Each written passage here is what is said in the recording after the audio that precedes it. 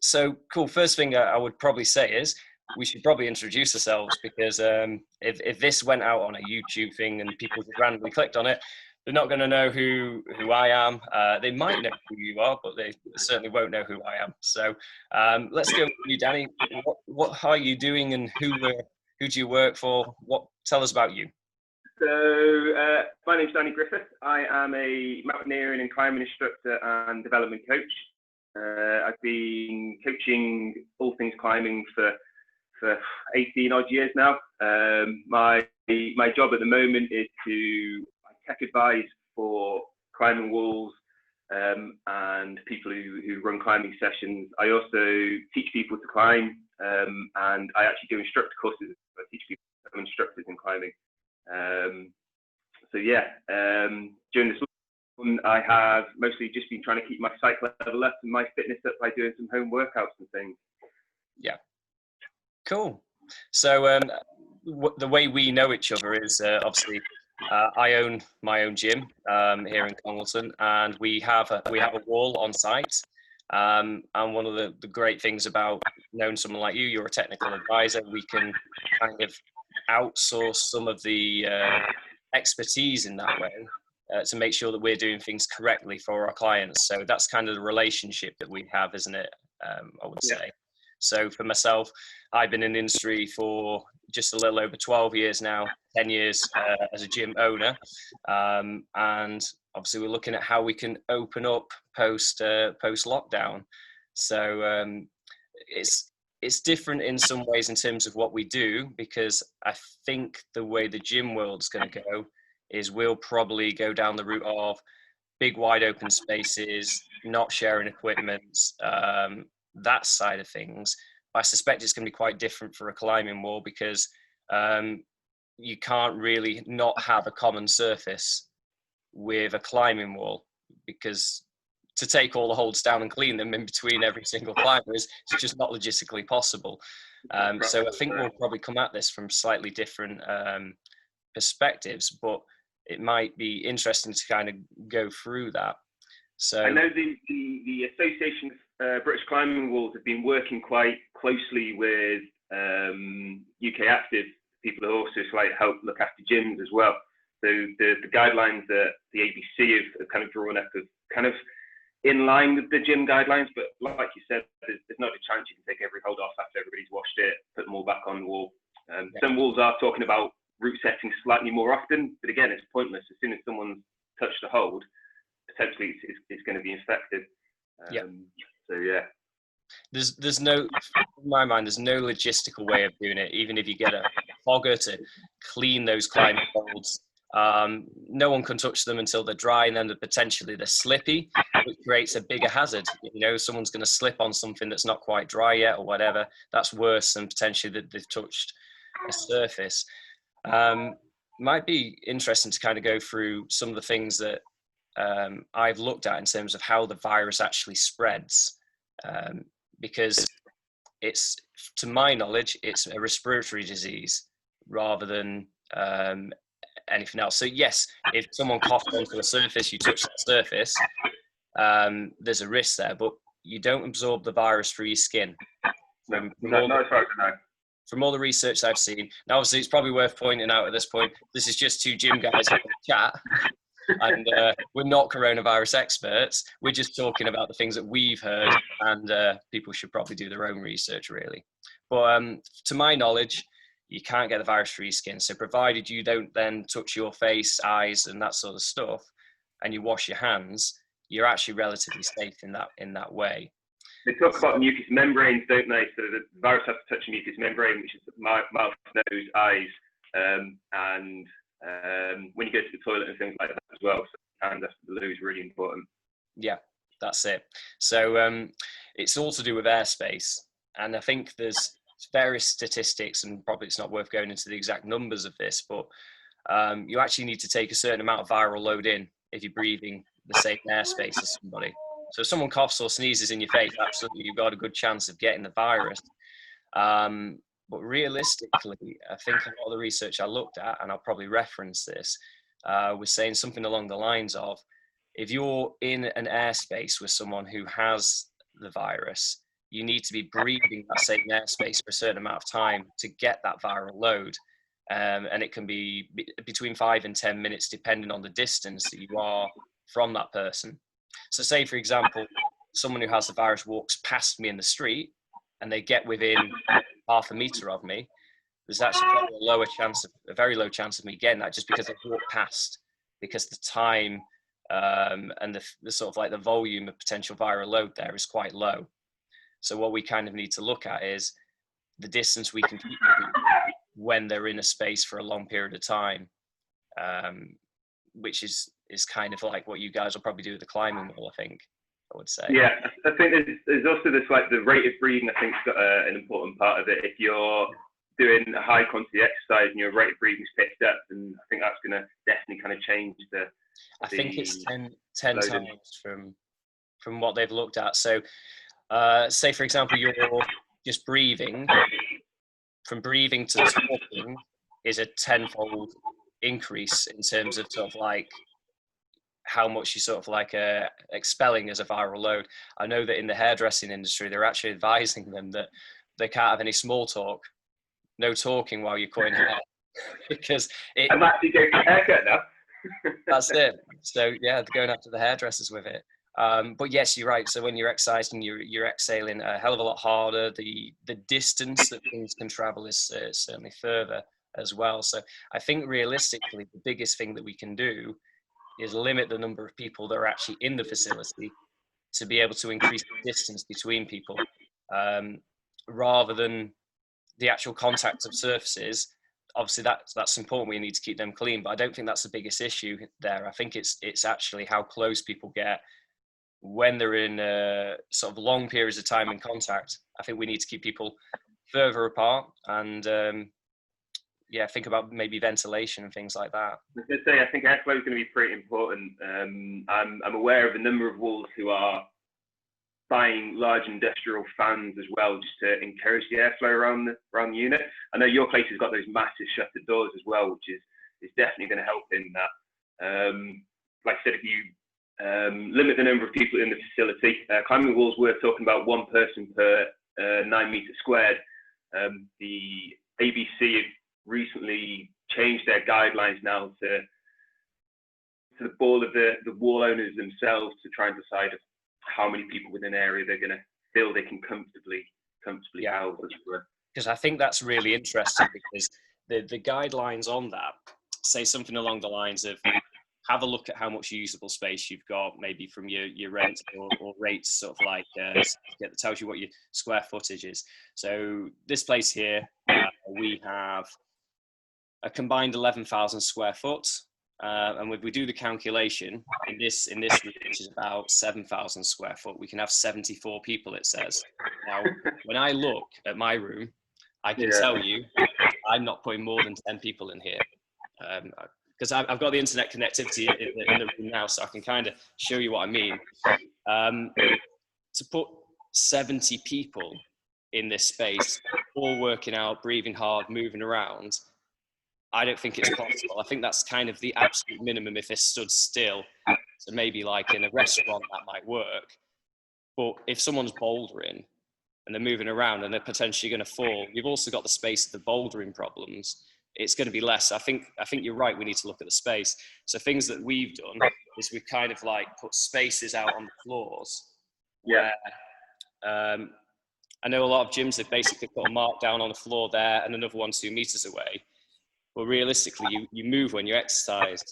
So you could, if you do a side lunge, you move off to the side. You've just decreased your 2 meters to potentially half a meter. People move the same way at the same time. So we've kind of done our spaces that if you're in that car parking space, the absolute closest you can get from one space to the next, the closest is 2 meters. So generally, you'll be 4 meters apart. And I think that's really what we should be shooting for. Make sure people never really come more than, closer than 2 meters apart if you can do it, unless they're from the same household. Because I guess that's one of the benefits of the climbing wall. A lot of people will be coming together, so you might have mum, dad, and the kids belaying and working together. At that point, social distancing for that group isn't so much of an issue. Yeah, no, it's true. I think the big thing with climbing is things like double checking each other is going to be the biggest problem. You know, so putting a harness on and then climbing, it's all about, you know, you check your partner just to increase the level of safety. Sure. I think with slightly more experience, it's a lot easier. If you've got new people who have not done much climbing before, it's going to be important that people actually carry out these checks properly. But it kind of comes down to this length of time to exposure again, to be honest. I think it's essentially a quick step in and entering, say, within a metre to have a closer look at something and stepping away isn't going to increase your risk massively, you know, compared to, say, going inside someone's house for the afternoon.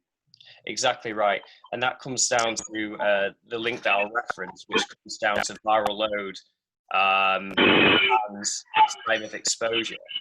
So if you're literally stepping to check a knot or a harness or a belay device and stepping out, the time's only 2 or 3 seconds. The amount of viral load there is very, very low. You need a certain amount of virus in order to infect a healthy person. So there's that. And there's also potentially during the check-in procedures, you can decrease the distance things can travel via like a mask or something like that. If you so wished, you could say, right, masks on, we're doing the check-in procedure. And if you want to take your masks off at that point because you can keep your distance, then you can. I think that's generally the guidelines, isn't it? If you can't maintain social distancing, you have to look at ways of having PPE. I mean, I don't know how it would work at your place, maybe having someone with a mask and visor who is the dedicated checking person, but then their viral load is significantly high because they're seeing everyone. Yeah, I know in mountain rescue teams, they're using face masks. They're using, rather than aprons and things, they're wearing their waterproofs as their protective layer. And you know, they're wearing like face goggles and things as well.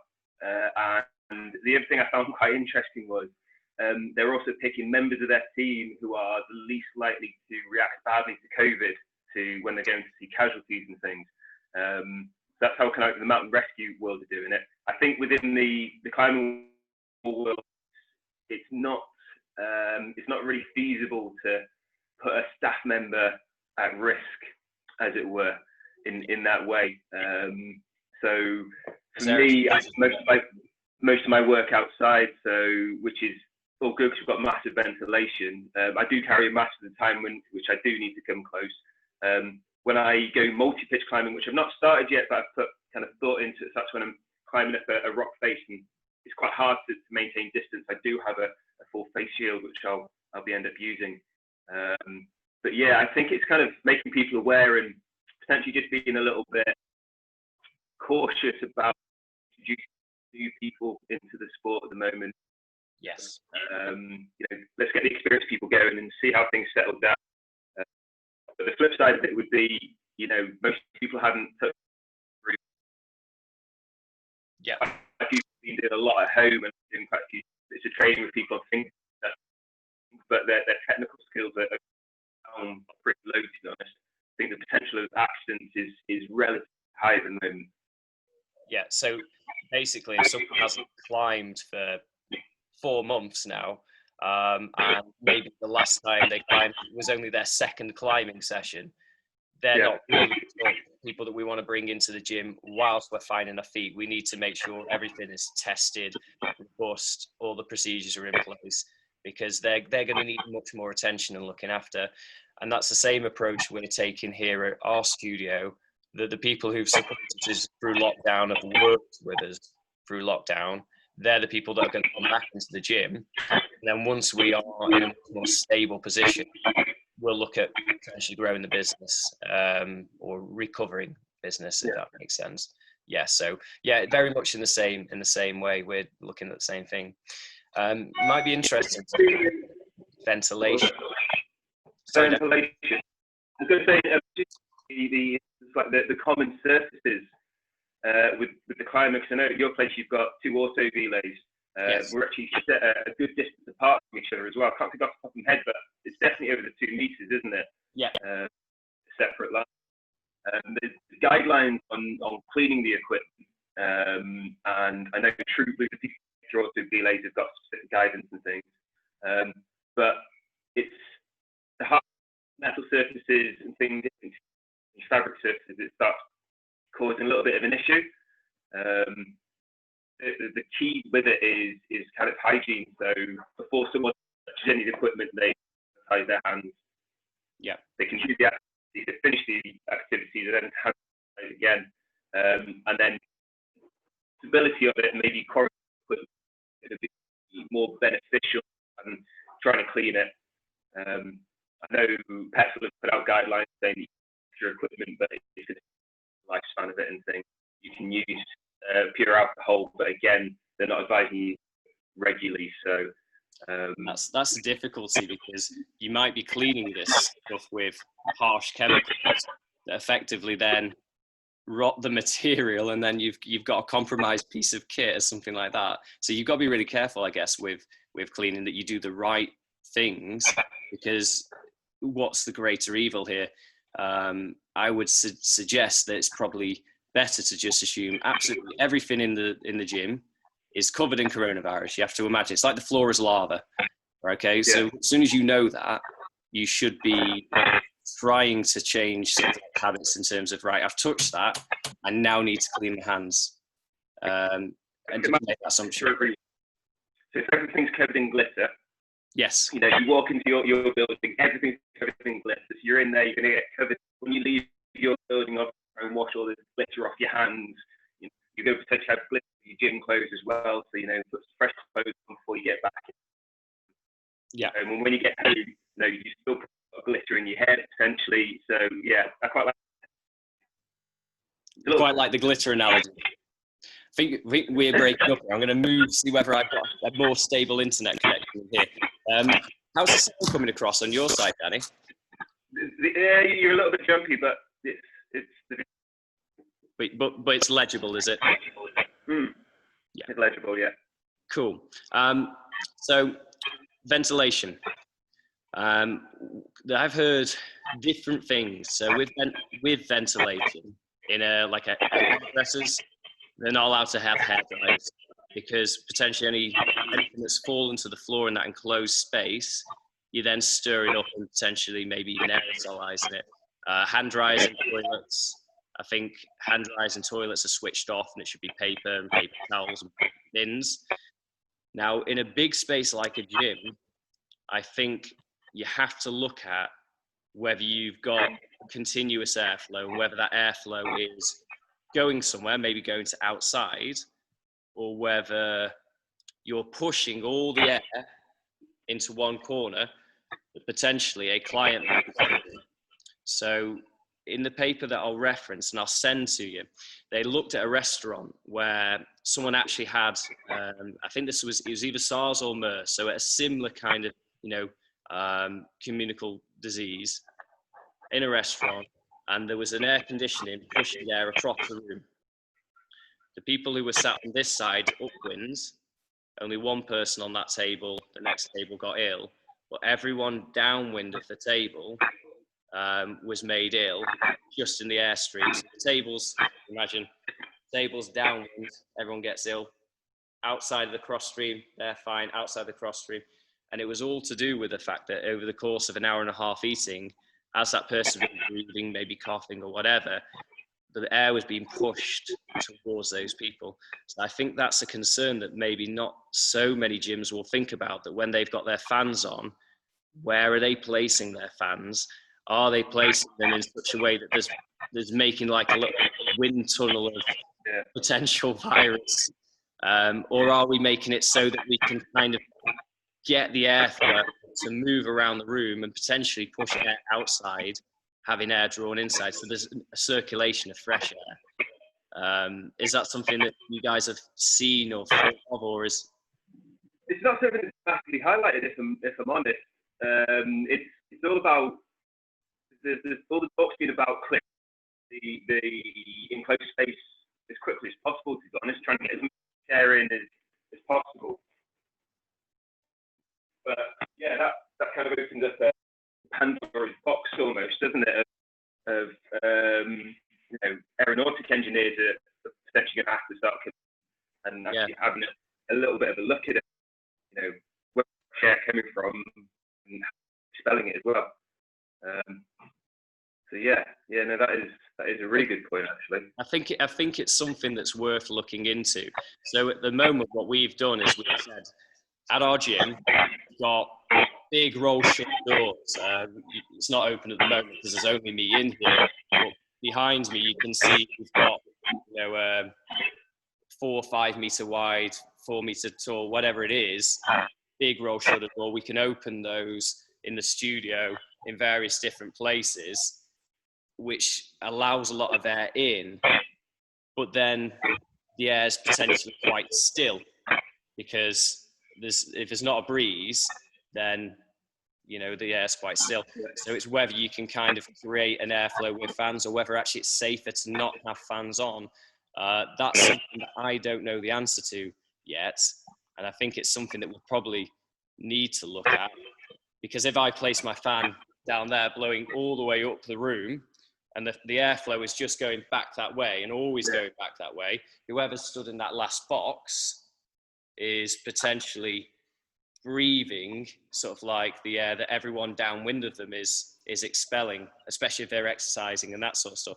So potentially it might be safer to have the air still, so that when they're breathing, it's only traveling the maximum of 2 meters and it's not being pushed by a fan, so it drops to the floor, because those particles naturally drop to the floor under still conditions very quickly in less than 2 meters from what I can see. So I think for us, we're going to at least initially go down the route of no fans, which our customers won't like because they're going to be hot and exercise. But that's one of the reasons we thought of doing that. Yeah, I'm not sure how long they say suspended in the atmosphere for. The first thing I'm kind of wondering whether it's worth having a fan pointing out the door, as it were. About where you are, pointing actually out the door, so it's that would naturally suck air out of the room, wouldn't it? And if there's a door open on the other side, it would pull through. So that's probably a good idea. You stood by the shutter and walked in, you get it all in. That's it. Well, the way that we're running this place is we're going to have one-way system. So our reception, as you know, when you've been in, there's certain points where it's only as wide as a doorway.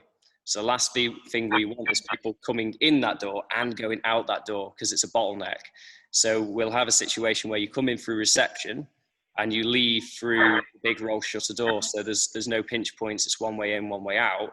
Yeah. So potentially if we had a fan at the roll shutter door blowing air outwards, that shouldn't be an issue. And probably quite rightly, that would pull air from the studio and naturally circulate it with fresh new air from outside. So that's probably a really good idea to sort of like look at. But like you say, unless we get sort of like smoke tunnels and aeronautical engineers, we can't see where that air's going. And I'm certainly not qualified to sort of like do those calculations. Yeah, I'm only doing research there as to what they've said about people being downwind of fans and circulation. Yeah, I have got a friend who works with wind tunnels and stuff. It might actually be worth a phone call. That's something I hadn't really put huge amounts of thought of. I just thought about circulating air, great, get it out of the building. But I think you raised a really valid point, actually. A really valid point. And that is the absolute value of a conversation like this, because we've got two people from different ends of the same I guess space. It's a fitness space at the end of the day, and we pool our knowledge, and hopefully if I've said something there that's useful, that's great. I know that certainly you've helped massively in terms of me. I was thinking, do I need to just not use the climbing wall whatsoever? Is it impossible to use the climbing wall? But actually, if we kind of treat it as the wall's covered in glitter, we need to make sure we clean and that sort of thing, then it's possible. I think we need to look at how human behaviour works, though. Because I think that's the biggest problem, to be honest. I think we can put all the systems in place, but we've got the squishy human element, which is the difficult bit to control, really. I know just being out and about at different places and just overhearing conversations and watching people interact, some people are taking this really seriously. Yes. Some people are getting their shopping, they are putting it 3 days to quarantine, whatever's going in the fridge is getting wiped down with bleach, through to people who don't even think the whole thing exists. Yeah, that's true. they're the same people who think the world is flat as well, don't they? That's it. Yeah, I've met a couple of people like that. So there is that one of the things that always interested me is when I first looked at nutrition work and exercise, I read a study about cancer patients who had to take medication, and they have to take this medication every day, otherwise potentially they're not going to live. And the study looked at how often they actually forgot to take the medication, and it said that 50% of patients at some point are going to forget to take the medication, whether that's forgetting it once or forgetting it, a few times or whatever. And it's the same story with birth control pills. And these are things where the consequences are pretty severe. With cancer, if you don't take your medication, you die. With birth control things, if you don't take your birth control, potentially you have a baby. And that's hard, right, Danny? And people forget. So it's not necessarily fair to say, right, this is really serious. There's a virus. If you don't wash your hands, if you accidentally, you're touching your face and stuff like that, you could get really ill, because people just do things habitually. It's not necessarily that they don't care. It's that the habit is to do stuff with the hair or to, rub the beard or whatever it is. And before you know it, you've done it. So I think we need maybe a buddy check-in system like your climbing world, where everyone in there is vigilant to try not to touch your face. So if you're sort of like watching, maybe you've got a group of younger climbers in, you say to them, right guys, now we're in here, we have to wash our hands before we go on the wall. We have to wash our hands afterwards, and we don't touch your face. And if you see someone looking like they might touch the face, just go, don't touch your face, and maybe make it into a bit of a game, as it were, because more eyes on the situation helps, because that might help with the human element of it. I think you're right in terms of setting it up properly. So, the first bit of coaching I ran, after lockdown started getting relaxed and things, I've got a 2-page COVID declaration, which I send out to everybody, and I have to return it to me the evening before I work with them. And that goes with the 3 main symptoms, the continuous cough, the loss of taste, the smell, and the fever and things. And it also goes into a little bit more as well. And then also, talks about how they've got a duty of care to maintain a 2 meter social distance, but also to ensure that everybody else within the group is also doing it.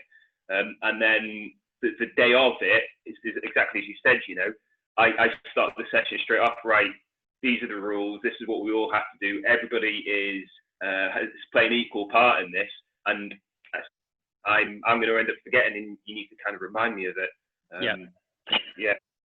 It's I think it's important to set your stall out straight away, and having extra signs around the place to remind people.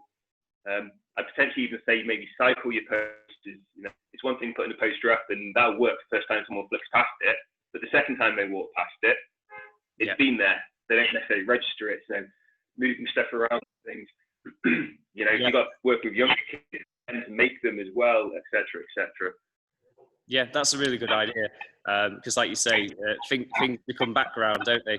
I always remember I have a client, and in this room, and she must have seen it the first time she came in this room behind me, there's like get it right, there's a shark on the wall, right? And that shark is about 4 or 5 meters long and all that sort of stuff. She's been training with me for 2 years, and she says to me one day, "Oh, is that shark new? When did you get that?"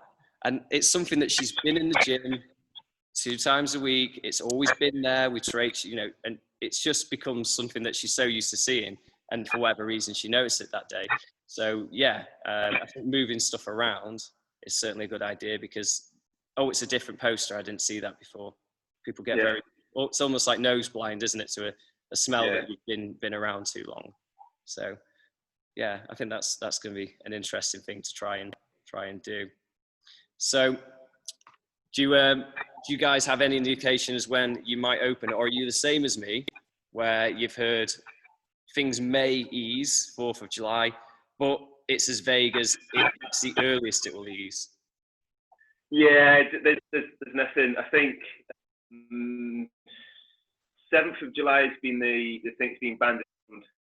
for the climbing wall world, but it all kind of depends on what the government says. I think there's definitely going to be some facilities that are open up sooner, some facilities that may slow down a little bit.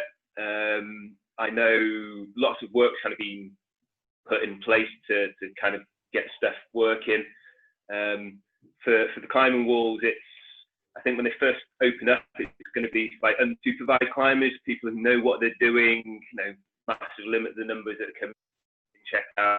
I think the work with groups, as in say, get a group of youngsters in to teach them to climb is going to be quite a bit further down the line, to be honest. I think for a group of adults to maintain social distance, watch each other and stuff like that is much easier than say a group of 8-year-olds who don't so much, to be honest. 8-year-olds quite happy to lick stuff, aren't they? Yeah.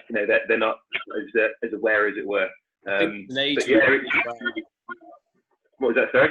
I think there's an age range from talking to teachers. They're saying the very young kids seem to be better than the older kids with it, in terms of like some of the I've got like nieces and they're like 4 and 6, and the 4-year-old is a bit of a game. She'll say don't come 2 meters and all that sort of stuff, whereas the 6-year-old will try and run past you and that sort of stuff. So I think all children are different as well, but you're right, we've got to look at getting systems in place that are robust, bringing the people who are at the least risk in first, and potentially the easiest to sort of like work with whilst we're finding our feet, because we've got enough challenges as it is, without making things harder for ourselves to sort of like run.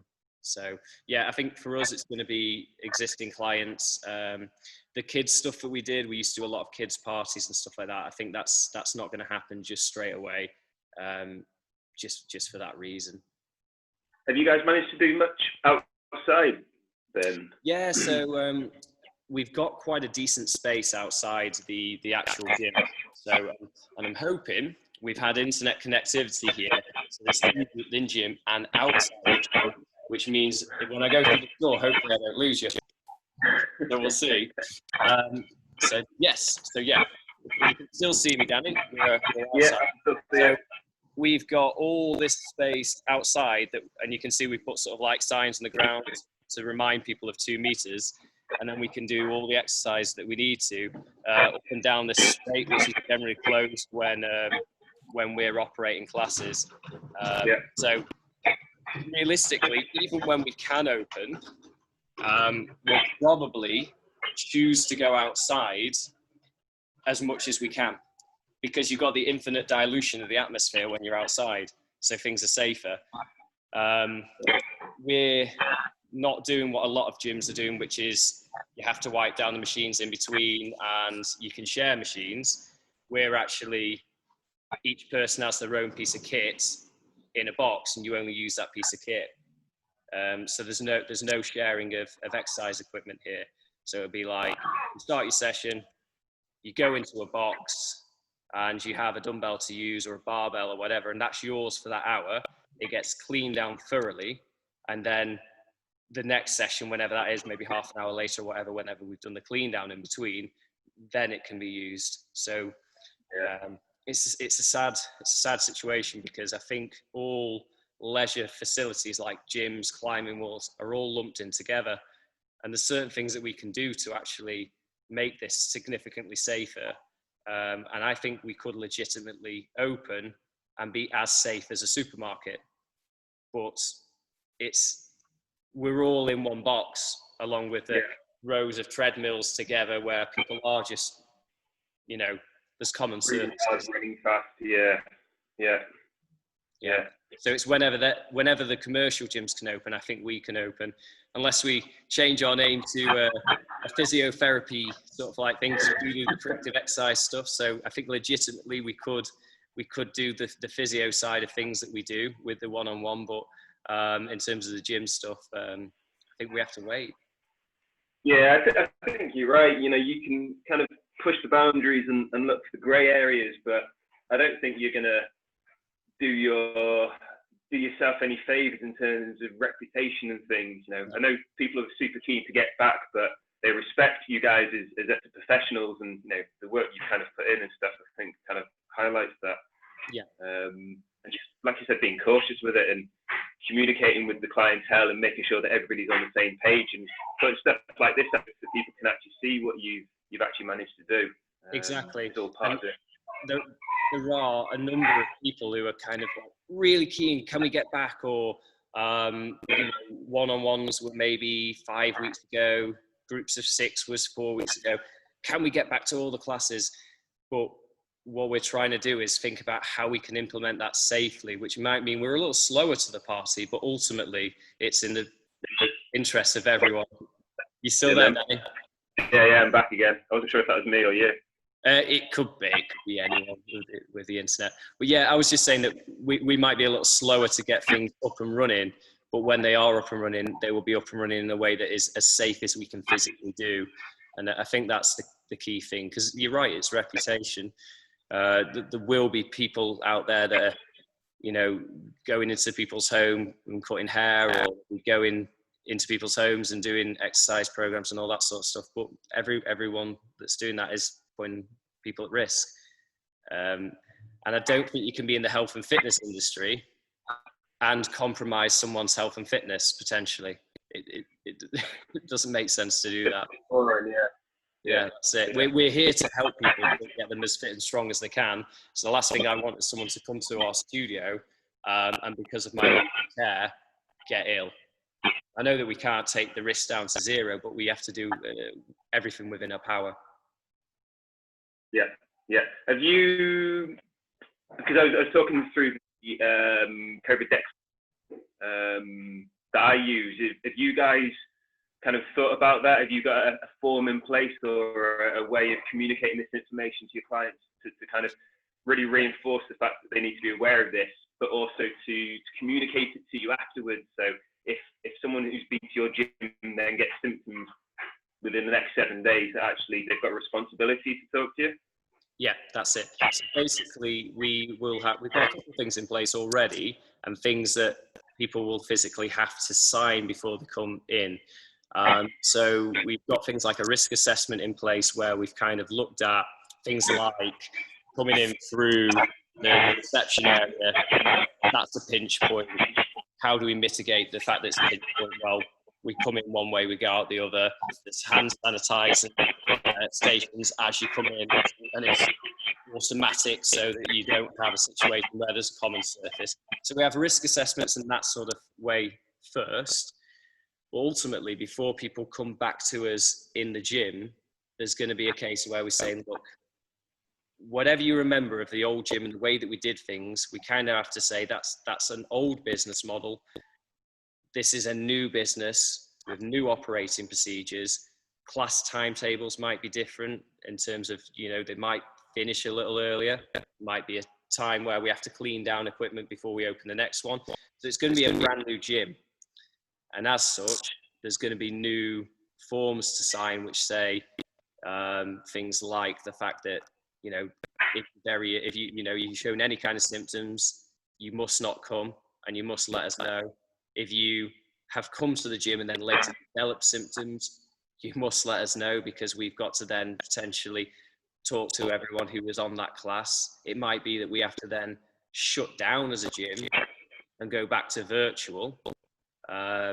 It depends who was in contact with that person, because effectively you'd have to basically say for 72 hours or whatever, the whole gym's infected. You either clean it down or you leave it shut for 3 days, because I think it can live on surfaces for about 72 hours. So there's all sorts of different procedures that we have to put in place to make sure that, we're as safe as possible. But yeah, effectively it's a new contract or a new agreement to come in, because it's a completely different, the world is a different place now than it was 3 months ago, 4 months ago. So. Yeah. And there's, like you said, there's a lot of unknowns, isn't there? The 72 hours is kind of the key number. And I have seen different people talk about different surface types and different lengths of time that it can potentially live on. Kind of flipping it straight back to the climbing. People talk about climbing holds potentially being less risky than, say, a metal surface, because it's textured, you've got chalk on it, the virus can't live on something because the membrane tends to break down, say, on a chalky surface, but there's no research to back it up. You can't guarantee that kind of information. One thing they have in the climbing wall world is a lot of stopping using chalk, because there's a slight, maybe the virus could attach to the chalk particle, which then sits in the atmosphere. Aerosolized it, haven't you? And kind of, again, who knows either way, to be honest, but you can be super cautious and just go, well, actually, we'll stop chalk. Chalk is kind of coming to be quite an important part of it. You know, liquid chalk contains alcohol. Some of it contains over 70% alcohol content to it. It's not a replacement to your hand sanitizer. You're still going to clean your hands before you go climbing. You can then put your liquid chalk on, which is also 70%. You can climb, you can come off. You then wash your hands, and then hand sanitize your hands again. You know, it's just kind of like adding an extra little level of safety in it. But yeah, it's just starting to tweak things a little bit. That's it. And I think anywhere where it's uncertain, you've just got to err on the side of caution, haven't you? With those sort of things. So anyway, if people aren't using chalk in the sort of like bouldering areas that you might be working in, it'll be a lot cleaner. A lot less hoovering to do. So every cloud. I think it'll be a great thing to be honest. I think chalk and indoor walls gets definitely overused. You see some people kind of wearing it up to their elbows, don't you? Because it looks cool. Yeah, that's it. There's some great internet memes, people chalking up on the internet and that sort of stuff. So, you know, sort of like pointing their armpits. They put chalk on the hands before they tie their knot on the harness. But it's the whole awareness, isn't it? In terms of it's stuff, you know, like you're saying, washing, you communicating with your customers to make sure that everybody's aware, but it's also setting your stall out as a business, isn't it? We're taking this very seriously. Actually, we're going above and beyond what the other regulations are stating.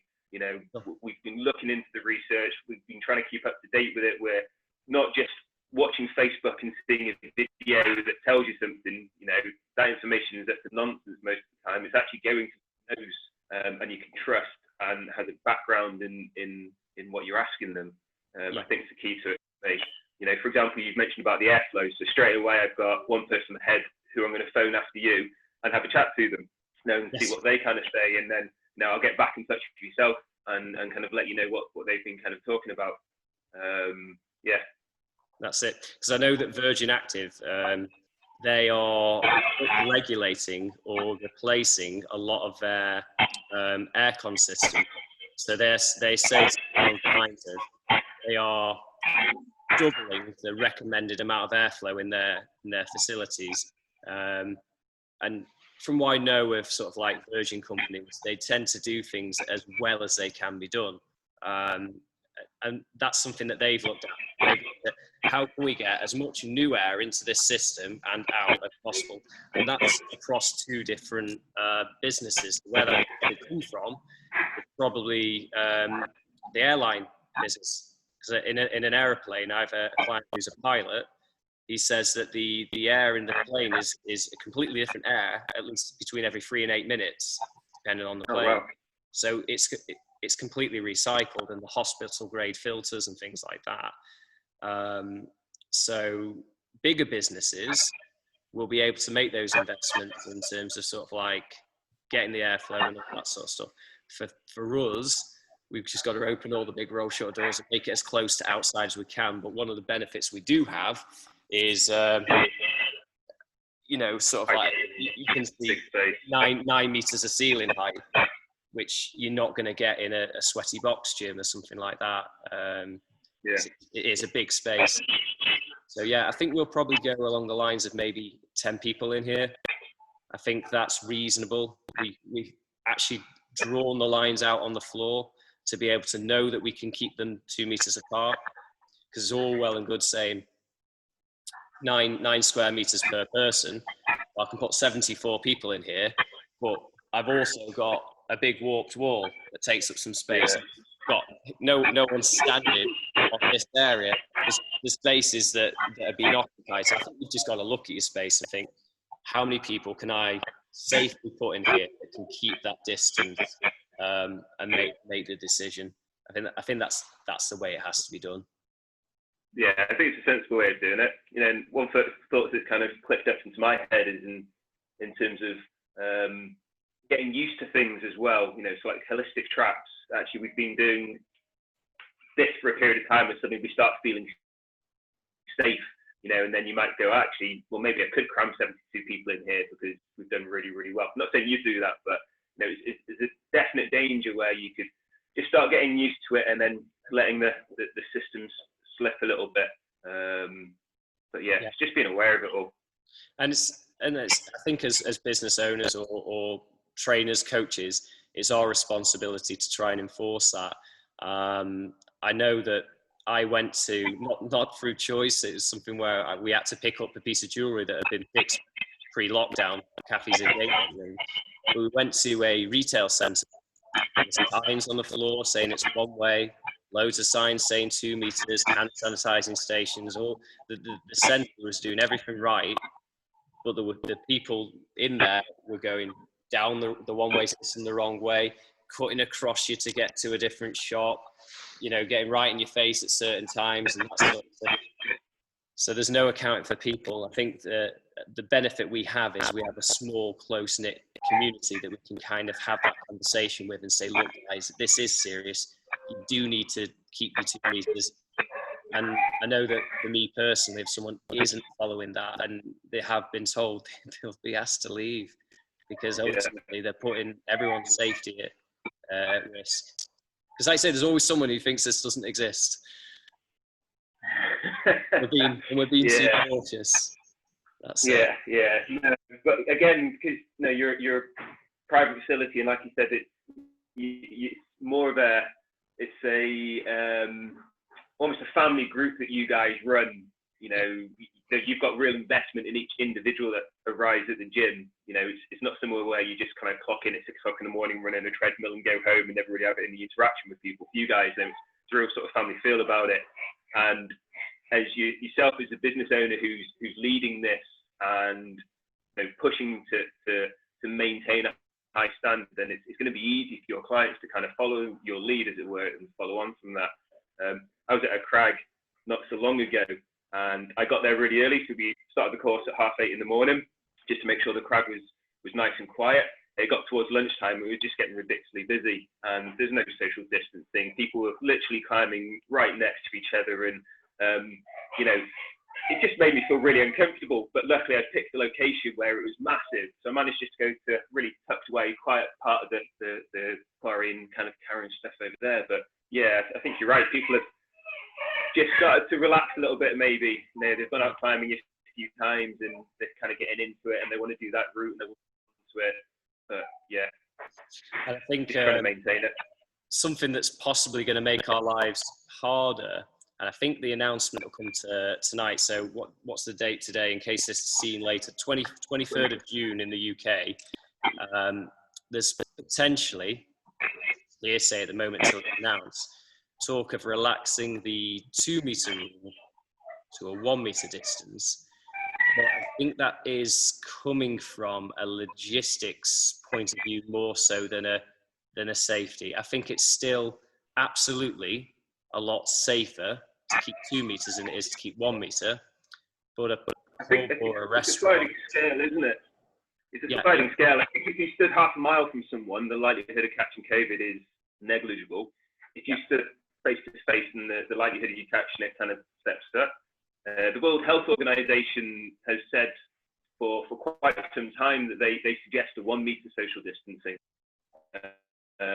whereas the UK government's gone for the 2, and it comes at a time of exposure and also what you're doing. So I think you're right. The fact that you guys have got a minimum of 2 meters plus more is the right way of doing it, to be honest. Sure. I think potentially if you're a hairdresser and your pulse rate and breathing rate are really, really low, you know, entering within, you know, less than 2 meters isn't so much of a problem. No, and they'll be wearing masks, I think, as well to decrease not necessarily that the virus can't get through a mask, because, you know, realistically, if you can smell scent in the air with your mask on, then the virus can get through. It's just decreasing the distance that the virus can travel. As far as I'm aware, you reduce your risk of catching COVID by 5% by wearing a mask. So if I wore a mask and say you had it, now I'm reducing my risk of catching it by 5%, but I'm reducing your risk of catching it by about 70%. Yeah, and that's I'm wearing the mask, if that makes sense. Yeah. But again, wearing masks, how kind of feasible is it when you're doing exercise and picking your pulse rate up and things? So Astra's picking up in the background. I don't know if you can hear her. Don't worry. She's a little star. If this goes out on YouTube, wow, everyone gets to hear her voice, a singing voice. Yeah, for masks, we have thought about masks, but I think for us, there she is. She's got so much hair already. She clearly takes after you. Oh yeah. She's got a right little mullet on the go at that. Yeah. Yeah, masks, Danny. I don't think we're gonna wear them unless we are forced to, because I think ultimately, if you're hot, sweaty, and breathing hard, you're going to touch your face more adjusting the mask. So I think the bigger thing that we can do is keep a bigger distance.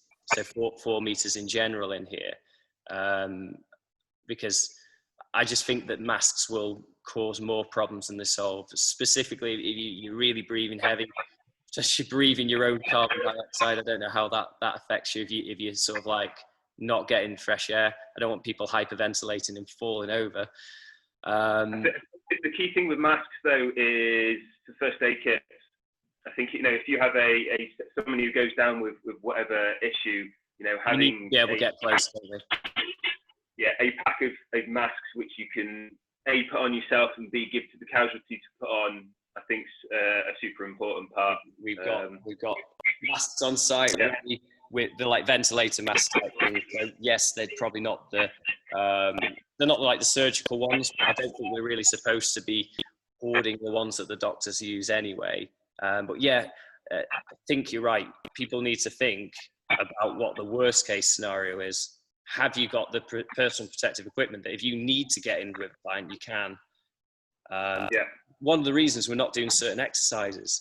So if there's an exercise where I absolutely need to be able to spot somebody to make sure that they're safe, we're not doing that exercise. We're going to do an equivalent of that exercise that doesn't require a spotter.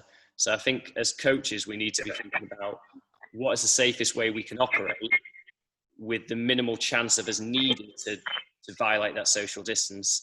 So yeah, there's that sort of thing. Again, it's changing all the courses, because again, for me, I was before all this happened, I was doing bouldering courses, that's climbing outside. We're not using ropes. We're doing it above like crash mats, as it were. And if someone was to fall off awkwardly, you'd kind of get in there and manipulate them in the air to land safely on the crash pad. But that's just not feasible at the moment. So the whole idea of it at the moment is to kind of go out and actually teach people to manage their risk without actually having to kind of getting involved with tweaking stuff, changing it a little bit, just being super risk aware. Is really key. So yeah, from our standpoint, we would if you like the exercise to squat. If we were to do the squat with a barbell, we wouldn't use like these squat stands here, these bars, because someone gets to a point where they're going to fail with the weight. Their only option without spotters is to try and dump the weight off the back. Instead, if we were doing the squat, we would use this rig where we've got safety straps that we can set at whatever height they need to be. So at the point where someone might fail, they literally have to just drop down an inch and put it on the safety rails and they're fine. It's thinking of things like that. Things like I wouldn't send someone up the wall to wall at the moment, because if they get to the top and all of a sudden discover they're scared of heights, I've got no rescue procedure for them other than wait till they invariably have to come down. I think it's there's nothing you can do unless you can talk somebody down from that situation. We can't get a harness on them or a rope on them or anything like that or a ladder, because we're going to have to get inside that distance. So simply put, until we can and we have a safe procedure, we don't use that particular piece of kit. if that makes sense. So yeah. Again, it's important, as you've done, to kind of pre-think all of the information as well. You know, if there's a potential that something could go wrong at some point in time, it will. Like you said, there's a potential someone could get stuck on top of the walk, and then just going, it'll be fine and deal with it when it happens, isn't, because it's going to put yourself and the client at risk. No, so, that's it. When you've got an 8-year-old on there that's been on there for 3 weeks and he hasn't eaten, it's a problem, isn't it? The reputation just lose. So yeah, it's thinking about those sort of things. Things like eventually we will get to use some of these machines, but before we do, we'll move them around such that if you are on that machine, you can keep distance, or we'll say, well, you can either use, so we draw a box around the machines, and we have a red box around the machines where they're so much distance, and so we're on a red day. You can only use them in red boxes, which means that you're keeping the distance.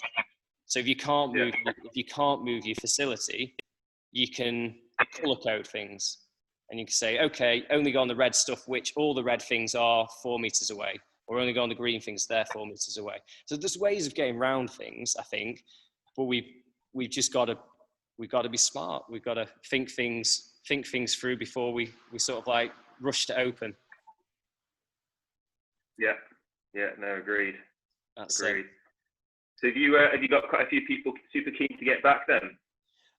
Yeah, so it's mixed, to be honest. I mean, we've been doing a pretty good job of doing things virtually.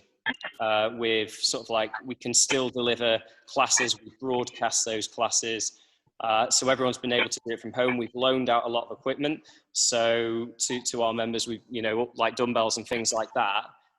Most of our members have taken a piece of equipment from us to be able to use at home. So for the vast majority of them, I don't know how they've done it. I think it's just through frequency and having more time to do the exercise. We're in better shape now than they've ever been. You know, got people sending us pictures, and they've got much better six packs than I've ever had. So I don't know what they're all doing, but because they're cooking the meals from at home and they're thinking about the food and they're doing exercise, they're going out for walks, and obviously they're training more. They've all had a really good lockdown experience, our members have. And then, of course, it's good to get back. But... Say again, Danny? Has changed a little bit, haven't they? I noticed a lot more people are starting to grow their own food. You know, exercise has kind of stepped up a little bit, so that's good news. I think for general, and no, not for people. It's a horrible virus, and a lot of people have lost their lives, and that's not good. But there have been a lot of positives. Air quality is better than it's ever been. You know, there's places sort of like in India where they're seeing mountains that they've not seen for 20 years because the smog's sort of like reduced. People are doing a lot more exercise, they're walking. So the amount of exercise that people are now doing in terms of daily exercise is massively increased, which is one of the things I'm hoping. I'm hoping that they're going to open gyms at a similar time to when they open pubs. But I don't know whether that's going to be the case. I think they'll open pubs first because people aren't breathing as heavy, and the vision that the government maybe have in their head is a load of sweaty equipment lined up. But everyone acts really responsibly when they've been to the pub and had a drink, right? I was more thinking along the lines of who pays more tax, pubs or gyms. Yeah, it's but who are we to make those assumptions, Danny? I wouldn't dare. These are just opinions and just our opinions. You draw your own conclusions. But yeah, so it's one of those. I think some of our members are really excited to get back. I think understandably some are nervous, but something like this video, if they choose to watch it, should hopefully rest some concerns like, oh, we won't all get crammed in reception while we're waiting for class. There's a waiting area outside. And actually, if you do come in, there's a box that you can stand into where you're 4 meters apart. I think that's our job as a business, is to kind of make people as aware as possible as what we are doing and how safe we are trying to make it. And, you know, so they can feel safe to come back.